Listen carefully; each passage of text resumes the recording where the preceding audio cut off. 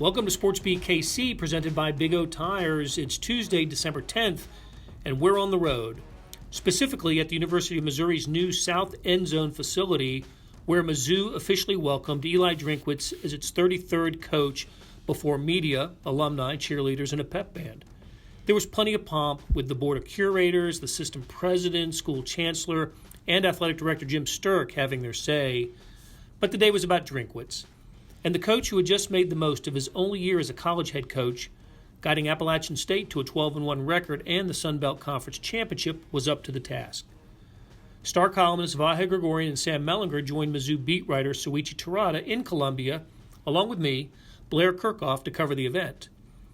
We got together to talk about the hire, the process, and what Mizzou football might look like in the Drinkwitz era. You'll hear from us, but first, here are some sounds from the occasion. You'll hear from Sturck, Drinkwitz, and former Missouri coach Gary Pinkel, who spoke to the expectations of the program.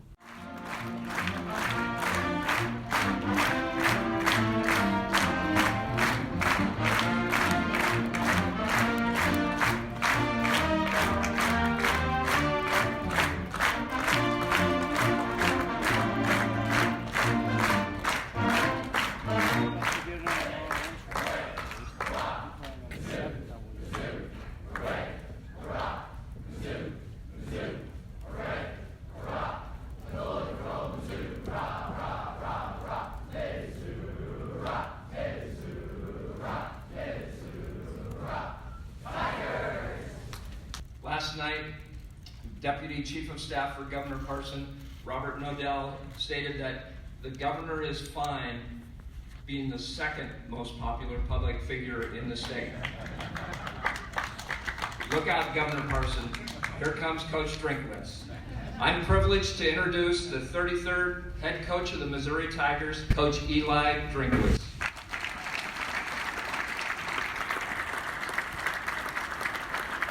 For me, this is an opportunity of a lifetime, and opportunities of a lifetime must be seized within the lifetime of an opportunity. And for this to occur, it took a lot of things to come together at the right time. But I know in my heart and in my soul and in my spirit, this is the right place for me and my family at the right time for Mizzou football. Coach Gary Pinkel, I believe he's here. Thank you for. You may not remember, but I was a high school football coach that came back here in 2009 with a young recruit. And you visited with me as a high school football coach and impressed upon me what it means to lead with integrity, what it means to lead the right way. And then you whipped my butt in 2013 when I was coaching at Arkansas State. But I thank you so much, and I appreciate your support, and I look forward to connecting with you and helping continue to put this program where we know it needs to be. You believe the bar should be high for this? Well, we did back up a few years, right. Five double-digit wins plus in an 8-year period of time in my last 9 years, and we've done it, and did it in the Big 12 and did it in the SEC. Is it easy? No, but we've done it. That's where the bar is now. You can choose to have the bar down at 6 and 7 games. I don't want it down there, and I don't think Missouri fans don't want it down there. Let's go for it, and we know we can do it. Eli, well, first of all, let's agree on the name before we start talking about the new Missouri football coach. Before we even say his last name, can we agree on his first name? What's he going to be called?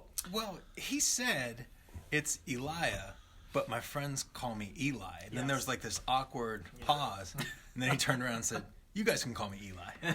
Okay. Yeah, I think that's verbatim. That's how I took it. But he said it in a kind of halting way. I kept trying to think through what's he really mean here. But I think we can call him Eli. Yeah, I think Eli. I asked him directly. Call him Eli, but Yeah. our listeners may not be as interested in this, but stylistically, for our typing purposes, we prefer Eliah as our first reference. Okay, well, so we're going to go with that, right? Yeah, so that's where it is now. Okay. I think it's reassuring to them that we think through this stuff that much. Those are 2 extra characters. Right. So anyway, you're hearing Sam Mellinger, Vahe Gregorian, Souichi Terada, and me, Blair Kerkhoff. We were all in Columbia to watch Eliah Drinkwitz's introductory press conference. New Missouri football coach, number 33, I believe I heard Mike Kelly say. 33rd football coach replacing Barry Odom, who was fired about 9 days ago, and what ensued was a search for the new coach, and it took a couple of twists and turns, as Souichi is going to tell us here in a moment. But let's talk about the press conference itself. The question we always ask ourselves is, how did he win it? Did Eli Drinkwitz win the press conference? I thought he had a good day. What do you guys think? I did too. I actually wrote this line in the column that I wrote today. Like, if you're not capable of winning a press conference, you're probably never going to get a job that gets a press conference. But that said, I thought he presented himself, like a coach's magic trick. Part of it is coming across super confident because you're in charge of a big multi-million-dollar thing, but you also need to be humble enough to get some buy-in from people who are already here on the ground and have had more invested in that than you have. And I thought he pulled that off terrifically. I agree. I thought you can look back at some little cues here and there of how he did that, but sort of the sweeping message was, I need you, but I also know what I'm doing. I mean, he actually used that term. That's well put. Which was kind of an interesting moment, right? He was being asked about, it sort of came out of the question being asked, essentially what makes him ready to think he can coach in the SEC. And he reminded us that he already had, albeit as a, different tier of authority. But then he got into his relationship with Gus, and I think said Gus knows what he's doing, and so do I. I think he had a lot of quips, and he had some like almost prepared answers for questions that he anticipated. It's not like he had to think about them. He really had like when someone asked him about being a college coach for the first time. It's the easiest thing in the world. He was the offensive or the quality control coach for Auburn that went 14-0 and won the national championship. This stuff is easy. So that was a nice answer, and he had a few like that. Just some funny answers. One other quick aside to that point, because it riffs right off what you're saying. It did seem that it came easily to him in what he was saying, but also it seemed that he understood his audience a little bit. He knew to say Missouri and Missouri and from Mizzou. He knew to sort of talk about things that are a little bit of, I think burrs in people's saddles here, right? I think he kissed on discipline and special teams. That special teams thing, I think we were all struck by, of all things, his special teams answer, how thorough he's going to be about that, how much he cares about it. But I think he had studied the terrain enough to know his audience. Yep. All right, Souichi, so you covered this thing from the moment that as you were driving back from Arkansas that Saturday morning, and Barry Odom got the word, and soon afterwards you got the word that Barry Odom had been fired. Take us through the search process and what you learned about it. Today, always at a press conference like this, there were some revelations about how the search went and who met who, when, that sort of thing. What did you find out today? Yeah, I think the first thing and the main thing that I would take away from the coaching search is that this pretty much all went down starting Saturday, right? I mean, Jim Sturck mentioned it. Eli mentioned it, as they're calling him Eli. They mentioned that this all went down in the hours after the Sun Belt Conference Championship, meaning that what was kind of the first week for, I think, and obviously we saw what happened. Sturck had a list, curators, all those details we've reported on, but that's the biggest thing I'm taking away from it, was that it went by so quickly, even though it took 8 days. But realistically, this all happened within like a 24, 48-hour window. So that was kind of interesting. I mean, you're right. I mean, it was really I think one of the things we learned today is that Eli did not become a move to the front of the list or was even part of the list until late in the process. I don't know what that says about the process, but let me before we address that, let me impart a little local knowledge here. They met at the Hampton Inn in North Wilkesboro, North Carolina, on Saturday night. I've been to that Hampton Inn in North Wilkesboro. It's a relatively new one, but I've been there, and it's about 45 minutes from Boone, where Appalachian State is, down Highway 220. And why do you know this, Blair? I do know this because I've made that drive many times as a student of Appalachian State. Oh, look at that. Even a graduate. I wasn't just a student. I've done graduated from that university. think we take that for granted sometimes. Look, I know enough about Blair to know that where he went to school, but I've always known to pronounce it Appalachian State ever since Blair had a little run-in with Danny Nee. Former Nebraska basketball coach Danny Nee called it Appalachian. Yes. And Blair gently corrected him. Yeah. But I digress. Sorry. So, but don't you guys? Isn't that what you kind of find out today? That it kind of came together late in the process. If we got today was to be taken at face value, which I basically believe it was, there was no significant engagement or any engagement at all before whatever took place to get that arranged Saturday night, and I think that was late. And they had that game Saturday, and Eli made it clear that he was trying to, keep everything in the hands of his agent or whoever's doing the work. I guess his agent is his agent Jimmy Sexton. I don't know that. Well, I believe so. We'll have to look that up, and I don't mean to misspeak. I just do. But it sounded as if there had been no reason for him to think he was really a contender until the contact that led to Saturday night's specific contact. Now, I don't know if that could have occurred in some way Friday with a go-between, or if it was all, hey, we're going to be in town. Do you mind not going to your daughter's performance of the Nutcracker and meeting up with us? So, to Souichi's point, amazingly compressed time frame on what happened to land him in the end. To the extent that I don't think he was even on the radar screen until 48 hours before the Sun Belt Conference Championship game. Well, he was on Blair Kerkhoff's radar screen when you did the first Hell list. yeah, he was. Yeah, potential candidates. Yeah, as a potential candidate, you know how that goes. You as soon as within a couple hours after Odom was fired, you put together a list of people who you think might be interested, that Missouri would have a chance to get. It didn't include Urban Meyer, for instance. Some Mizzou fans wanted that, of course. Yeah, but look, I had heard. I actually thought he was going to be a strong candidate at Arkansas, and for obvious reasons. Yeah. He's from Norman, Oklahoma originally, but grew up in Arkansas. Went to Arkansas Tech, coached at Arkansas State, Springdale High under Gus Malzahn. There's a much stronger Arkansas connection.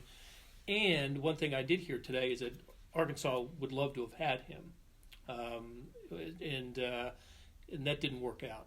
And I don't know the extent of the contact between Arkansas and Drinkwitz, but they were really interested.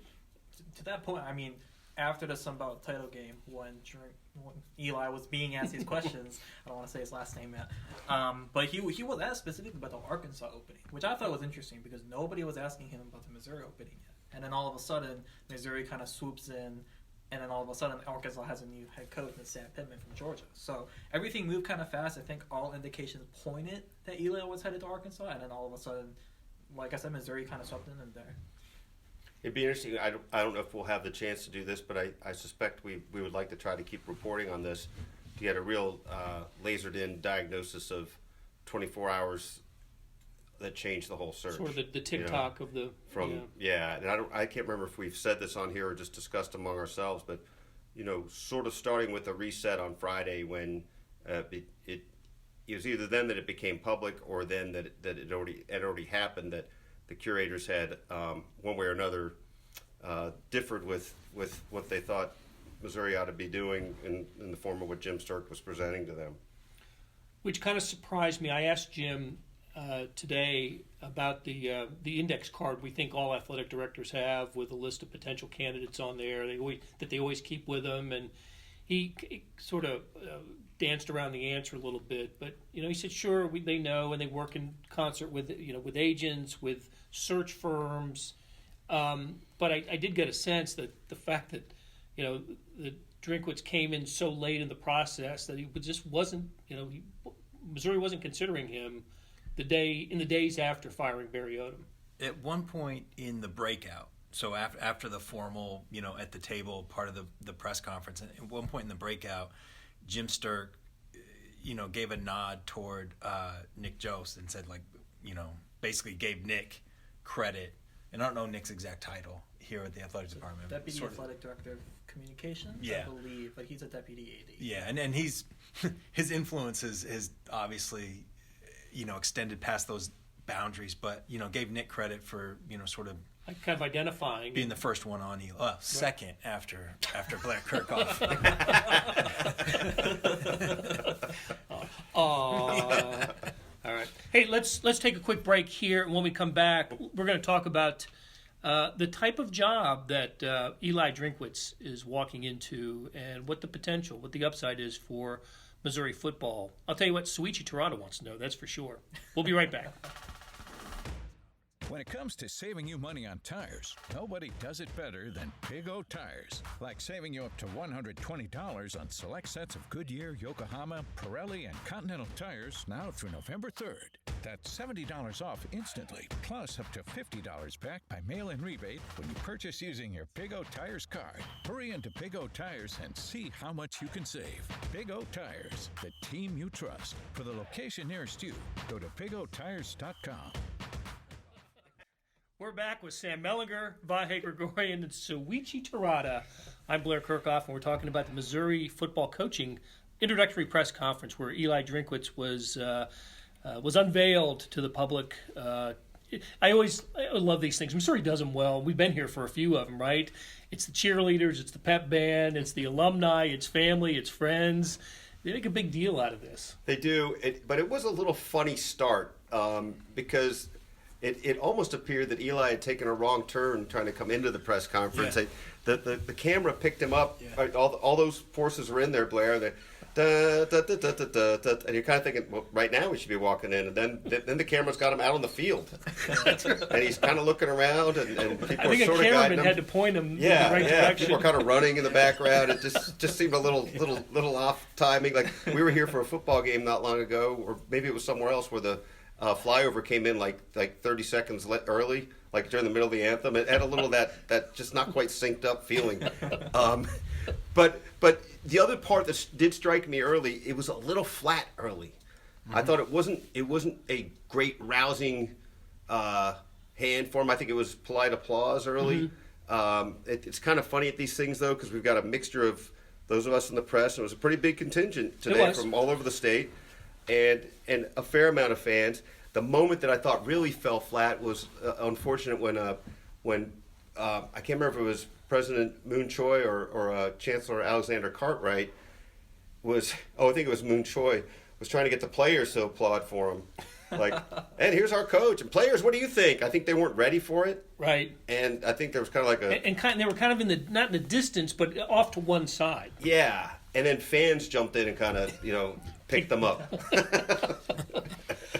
I also thought, since we're breaking down the room, that having the pep band all the way over on one side kind of got lost a little bit. You had to have them in the middle somewhere, middle front or middle back. It just was almost echoey in there with it. Yeah, the feng shui was a little off, right? That said, so advice to Missouri, memo to Mizzou, don't do this again for another 10, 12 years.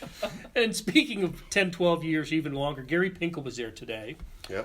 And I thought it was symbolic that Moon Choi actually grabbed him and told him to go sit up front because he was just trying to blend in the back. Yeah. And I just thought, well, how symbolic is this? Here's your standard for Missouri football, sitting in the front.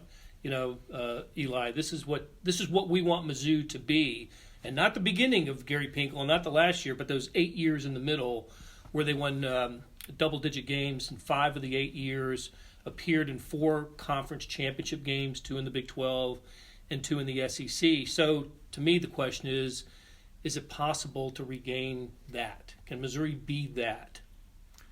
I mean, they can because it hasn't been that long, right? But I think how soon can it be? I think it's a difficult job. The Mizzou football coach right now, I think whoever took that job, it is a difficult thing to succeed with. I mean, they just fired an alum, a true son that won enough. I don't know if can we say qualified for a bowl. Won enough games to qualify for a bowl. For the third time in 4 years, by the way. Third straight. Third straight. Yep, 3 years in a row. So. you're in the SEC. You are, I don't know exactly, but they're certainly bottom half in the SEC in terms of revenue, for the program. It's a difficult. I think it's a difficult job to succeed with. That said, he is exactly the kind of coach that I think can succeed here. Young, innovative, offense, energetic, full of ideas and execution. Vahe. He's exactly. I was thinking of the guy, and we talked about this on this fine podcast program before. That Joe Brady was sort of that profile of the kind of coach that I thought might be able to work here. Well, Eliah Drinkwitz is basically that profile. He's just the head coach of a smaller Division I or FBS program, and Joe Brady is the assistant at probably the number one program right now. Right. So I love the profile, but it is a difficult job for sure. Listen, he's 36 and 1 year of head coaching experience. He is young. Yeah. And I think it's going to be... Souichi. who proudly proclaimed a couple days ago that he's been here longer than the coach. I am very proud of that. I bet, though, with all the PR stuff, and we mentioned this before with the Mizzou and everything, he probably knows a little bit more about Missouri already than me. But it's slowly coming to me. But yeah, I think the big thing here is that it's going to be weird watching that offense next year because for the 2 months that I've been here, I listened to Barry Odom speak a lot about these very kind of archaic offensive principles, right, in terms of establishing the run, execution, et cetera, et cetera, et cetera. Now you're bringing in a guy who is, quarterback centric, blah, blah, blah, no huddle offense. They're going to go spread a lot. It's going to be a huge transition, I think, just with the personnel and everything. I mean, that's the type of offense you kind of have to recruit your own guys. I think defensively, we don't know yet who's going to be the coordinator, but that'll probably likely stay the same, especially with the success. But offensively, this is going to be a huge transition next year. Hopefully for the better. I mean, I watched some bad Missouri football games. That shutout at Georgia was rough, so here we are. Yeah, you got here just in time for for Mizzou. You did see a victory right at the end. Yes, at Little Rock, Arkansas. Yeah. Which I drove there on Thanksgiving, and my parents were very confused about that. But it's the gig. Has not seen a victory good enough for the coach to not be fired. Yeah. That'll come next year. Yeah. What do you think, Vahe? Is this a program that can get to the Pinkel level? I think we've kind of talked about a few times again in this fine podcast we produce that you run, Blair, is the notion of this being what's the baseline for this program within the context of the SEC, and so you hope the baseline is semi-perennial 7-5, 8-4ish with a chance to peak. What we don't really know in a long-term setting way in the SEC is that chance to peak part. Because you could make a case that the 13 and 14 teams were still vestiges of the Big 12 where they had grown to a certain level through the Big 12 as opposed to sprouting up through the SEC. So that's the part that we can't really have a vision of. But as Eli said today, I mean, it has shown you that the path has been there. I think that the jury's out on that, and thus the jury's also out on the question of what will feel right to the Missouri fan, what will feel right to the people who decide to keep them in jobs or not. I mean, certainly Jim Sterk will be more invested in the long-term success of Eli than he was in Barry. I'm certainly not implying that he, didn't support Barry, didn't help Barry, but I don't know that he was passionate about this has got to work for Barry. He's my guy. For sure. No, that's when you're working for a guy that didn't hire you. I think that's the prevailing attitude. Yeah. I liked what I heard about him. He seems to understand the recruiting geography. Right. Talked about Texas, and that's important. When Missouri was building in the Big 12 under Gary, they were snagging guys out of Texas. Now, look, they could always tell these recruits that we're going to play in Texas twice a year or so. They don't have that anymore in the SEC. But I do think Texas should remain an important recruiting base for Mizzou. Of course, I don't know how many press conferences I've been here over the years listening to coaches talking about, locking down the state. That's standard stuff. At least you said it. You did say it. Didn't dismiss it. Didn't dis- No, did- no, well, we don't need the Kansas City. We don't think we need anything out of here at all. No, that's, what's interesting also about Gary's recruiting, though, this sort of remained a signature of Gary's recruiting, even when they were getting the Dorial Green Beckham or the Blaine Gabbert, who was highly recruited. Those were Springfield and St. Louis. Those were guys they were a little bit out of the scope of what Missouri was winning with. I mean, they were winning with the 2- and 3-star guy they really thought and knew they could develop. They were winning with the Texas reject like Chase Daniel. Sean Witherspoon. And Sean Witherspoon's the guy who really comes to mind. He's sort of the very profile of that. What I can't remember with Sean is where he was. What are the places he got offered scholarships to? But I think they were late and not quite.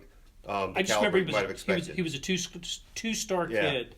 Yeah. That Texas or none of the Big 12 schools in Texas recruited. Yeah. So, development's part of the deal too, and you get the feeling he'll be able to, make for a charismatic presence in a room, and I guess we're going to learn a little bit about that just the next few days with the early recruiting deadline upon us. Yeah, that's December 18th through the 20th, so that'll be another whole press conference where Eli will have to win again. Especially, and he mentioned this too, that it is very much like speed dating at this point, because he's going to have a few Missouri recruits or commits as of now, and some who have decommitted have said that they're going on an official visit this weekend. So that'll be huge for Missouri in terms of being able to have guys. I think before Barry was fired, they had 18 guys. I think that's down to around 13 to 14. Yeah, 13 or 14. If they can get it up to maybe 17 to 18, grab those 4 stars who may be decommitted, that'll be a big step in showing what Eli can do. But we just don't know yet. He's only had 1 year of head coaching experience. He got specific with one of the numbers on the recruiting sanctions. I mean, he made a point of calling it 81 scholarships. For next season. So they'll be down 4 next year is how I heard that. Is that your understanding? Yeah, so I believe it was whatever the percentage was. It was 4.25, so that probably rounds down to 81. Yep. So there has been some activity on social media with commitments. Some saying they're reopening their recruiting. Others have said they've kind of recommitted to Mizzou. Where does that stand with? How many have decommitted, or do you know what the number is? I thought it was 4 that you last wrote. Or? Yeah, so it's a weird thing because some are technically committed, but they're exploring other options, which is not technically a decommitment, but at the same time you're essentially dating other people until they get married. It's an understanding. We have an understanding. It's funny too because on Twitter you can check who they followed last, so you'll see some of these recruits are following, coaches from Big 10, Big 12, and you're just kind of like, okay, what's going on here? I see what you're doing. So I can't. It'll be difficult to nail down a specific number, but I believe it's around 4 to 5 decommitments. Okay. And then who knows? Some of them are coming back on an official visit. It's kind of a weird time though because it's essentially the last weekend before they can sign. So I'm sure other commits who decommitted maybe are going somewhere else. So there's a lot to juggle there. Obviously there is the other signing period later on, but that's February, first week of February. So there's some time, but this upcoming one on December 18th will be huge, long term and short term, really. Have we? I know it's only been a couple hours, really, but any way to gauge what the Missouri fan feels about all this, or what? I do my fun little Twitter GIFs, however you call them. I still don't know. We're depending on you for the correct pronunciation. Yeah. I say GIF, but I've also been yelled at. I've been yelled at by 14-years that are even younger than. They're like a generation younger than me. So. You are so passé. Kids these days. I know. Those young punks. That's my thing with Snapchat. My younger brother uses that. I don't anymore. So, but back to the Twitter GIFs thing. I like to gauge the reactions of Mizzou fans, and I think it was around a good 3/4 were positive. I'd say a lot of them were maybe a very small portion of it was negative, and then some of it was just we don't know at this point, which is I think fair. But I think compared to the names that were kind of leaked out last Thursday, this is a huge step up in terms of not actually knowing, because if you hire a Blake Anderson or Skip Holter or whoever was on that name, you're winning 7 to 8 games, maybe not even have that peak because you already know who they are. But Eli the trajectory of the program can kind of go anywhere, so it is kind of still up in the air. It's kind of funny you say that. You just made me have this thought. How much different would Eli's name be in all this if those other names hadn't been floated out last week? Maybe there was a certain genius in those other names had. Yeah. I mean, I'm joking, but I'm not really. I mean, it's kind of I think the perception of him changed when that looked like the sort of the core of the search. That's a hell of a point. I like that You know, point. it's That's PR 101, essentially. I took one PR class. so it's and all this. And that's what I There you learned. go. Well, you learned it. So all this criticism, maybe we're just all being played. I do know this. A coach with 12 victories coming in here looks a lot better than a coach with with a 7-5 record. The only knock is experience, right? The only knock is that he's been for a head coach for 1 year and not 6 or whatever. The only knock is that, no offense, Blair, but his 1 year was At where? Where was it? I'll just say a Sunbelt school. And Group of 5 school.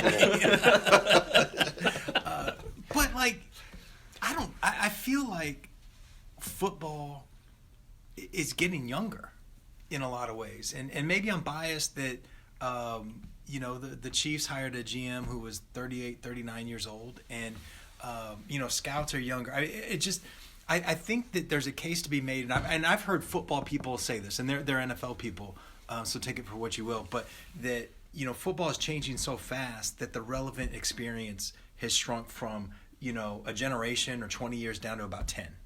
And anything beyond 10 years is kind of irrelevant experience, and you have to keep relearning. And so from that perspective, inexperience aside, maybe he has exactly the right experience. I think that there is some relevancy and usefulness in effectiveness in having a background as a high school coach.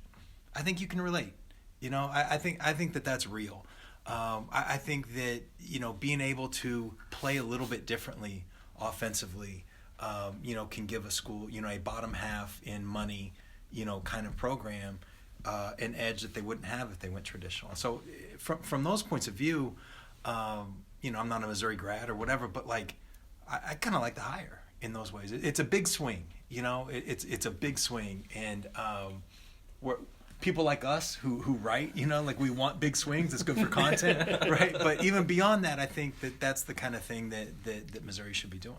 It's funny. I hadn't thought really about it till today. Talked to some people today, but also in you articulating it just now. In a way, you don't necessarily superficially think of this as a big swing. I mean, it's a 36-year-old guy from Appalachian State with 1 year of head coaching experience. But the fact is, it is bold, yeah, right? And it's a statement that, you think you can get substance from that kind of sizzle, basically, and you think that it's offense driven, right? We often see the pendulum swing the other way. We got an offensive guy. I'd say he's probably a little more outgoing, not necessarily. I guess you can't really say necessarily yet whether he's more or less charismatic than Barry, but I think he has a little more immediate presence than Barry. That's probably fair to say. And so all that, I mean, I think it does make you feel like there's potentially something big in this guy, and maybe you feel less bad about big swing and a miss if it doesn't work out, right? You feel like you'd rather try this than the 52-year-old guy who's 7-5, and that's sort of what it's going to be. You know what? Here's another way to think about it. I think is that I think Barry Odom was fired as much because people couldn't see. You just talked about 7-5, 8-4 with a chance to peak, and I think he was fired because people could no longer see that peak as a possibility. And yeah, and I think the initial, the Skip Holtz, leak or whatever, that was a whole bunch of names that people couldn't see peak. This guy, you can see peak. He may fail. He right. just may be overwhelmed right. by an SEC job, but you can imagine how this is going to work. You can see the path to a big peak, and I think that's more than anything. I think that's what Missouri needs right now. Go ahead. That kind of reminds me, just not to make comparisons here, but that kind of reminds me of PJ Fleck in terms of the peaks and everything, because he had a few transition years where they weren't that good, and then all of a sudden they're exploding with their first 10-win season since the 60s or whatever. Yeah. So I think that idea of a young coach is definitely one Missouri fans are excited about, but at the same time, if this goes the other way and this is super successful and he gets 3 straight 10-win seasons, then I think he's gone. Because this is, at the end of the day, yes, it's an SEC program, but it's still not a blue blood like a Bama or an LSU, where those are destination jobs. So if I think we can worry about that when that happens. It'd be a great problem for Missouri. It would, but I don't disagree with you. But I think I'm reminded more of something that Blair said a few months ago. Blair, Sam, and I spoke at the Kansas City Public Library, and Blair made a point of saying that probably no fan base needs a national championship more than Missouri. And we are actually in the 75th anniversary of the baseball national championship. 50 years since the conference championship. No, 75th, 65th. What? 1954. 54. So 46. That's not 65th. Okay. Sorry, I didn't mean to date those guys. Norm, if you're listening. Sorry, Norm. Norm Stewart pitched a 13-hitter in that College World Series and got a W, I think, out Twirled. of it. Twirled, yeah. I can't believe I didn't say twirled. Which makes me realize I've used that story in front of you too many times. But this is on my mind also because this morning, speaking to the Plaza Club in Kansas City before we left to come here, they brought that up. And I think that goes back to the very point Sam was making. I mean, we might think that the hoped for norm, the regular sort of year would be a nice 7-5, 8-4 competitive. Maybe if you win a game, you shouldn't. But really, the thing that excites anybody about this is there ever a possibility you could really do it? You know, is it that ridiculous to ask that you could have a chance? And I think you articulated this, Blair. Maybe that's what was lost with by the end with Barry. Maybe they were going to be steady. But this should have been that peak year. It should have been with Kelly Bryant. This was going to be that schedule year. Laid out the right way. Yep. Enough veterans back. The college football playoff quarterback was here. There seemed to be enough returning defensively that this could have been the year. It was going to be Missouri or Georgia, and by the time Missouri and Georgia played, it was awful for Mizzou. So. All right, guys, thanks for sticking around. And Sam Mellinger, Vahe Gregorian, and Souichi Terada. Really appreciate it, guys. Safe travels back to Kansas City. Except for you, Souichi. I live here, 10 minutes away.